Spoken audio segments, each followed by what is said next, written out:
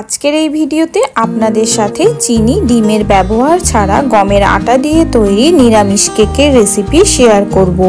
আশা করি বাড়িতে এই কেক আপনারা খুব সহজেই বানিয়ে ফেলতে পারবেন, তাও আবার ওভেন ছাড়া।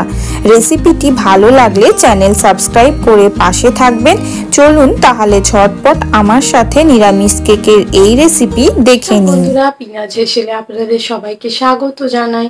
আমার চ্যানেলের ভিডিওগুলি ভালো লাগলে আমার চ্যানেলটি কিন্তু অবশ্যই সাবস্ক্রাইব করুন। শুরুতে একটা পাত্রে নিয়েছি 1 কাপ পরিমাণ গরুর দুধ।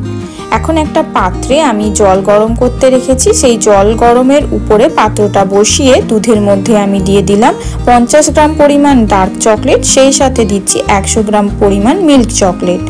এখন আমি ডবল বয়েলিং মেথডে চকলেটটা পুরোপুরি দুধের সঙ্গে একেবারে মিশে যাওয়া পর্যন্ত গলিয়ে নেব। 1 থেকে 2 মিনিট পরেই চকলেটটা কিন্তু দুধের মধ্যে মিশতে শুরু করেছে। 4 থেকে 5 মিনিটের মধ্যে এই প্রসেসটা কিন্তু পুরোপুরি কমপ্লিট হয়ে যাবে।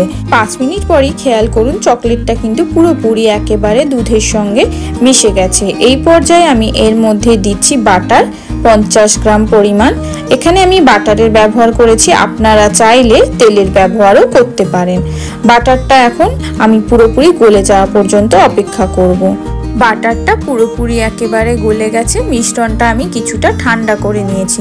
এখন আমি এর মধ্যে দিয়ে দিচ্ছি নুন। এখানে স্বাদ অনুযায়ী আমি অল্প একটু নুনের ব্যবহার করলাম। এখন আমি এর মধ্যে অল্প অল্প করে গমের আটা মিশিয়ে দেব। এখানে আমি 1 কাপ পরিমাণ দুধের জন্য 1.5 কাপ পরিমাণ গমের আটার ব্যবহার করেছি। আটাটা আমি খুব ভালোভাবে একবার চেলে নিয়েছি। অল্প অল্প করে এখন আমি এই মিশ্রণের মধ্যে আটাটা দিয়ে মিশিয়ে নেব। একসঙ্গে সমস্ত আটাটা ঢেলে দেবেন না, তাহলে কিন্তু মিশ্রণের মধ্যে দলা পেকে যাবার সম্ভাবনা থাকবে। 1.5 কাপ আটার সম্পূর্ণটাই আমি এই 1 কাপ পরিমাণ দুধে তৈরি ব্যাটারের মধ্যে মিশিয়ে দিয়েছি। এখন আমি এর মধ্যে দিয়ে দিচ্ছি 1 চিমটি বেকিং সোডা, সেই সাথে দিয়ে দেব 1 চামচ পরিমাণ বেকিং পাউডার। এখানে আমি আন্দাজেই ব্যবহার করেছি বেকিং পাউডারের, আপনারা কিন্তু চামচে করে মেপে 1 চামচ পরিমাণ বেকিং পাউডারের ব্যবহার করবেন। এখন আমি হালকা হাতে মিশ্রণটা একবার খুব ভালোভাবে মিক্স করে নিচ্ছি। কেক ব্যাটার একেবারে রেডি। এই পর্যায়ে আপনারা একটা কেক টিনের মধ্যে কেকটা বেক করতে দিতে পারেন। আমি এখানে কিছু ড্রাই ফ্রুটস দিয়ে দেব এই পর্যায়ে।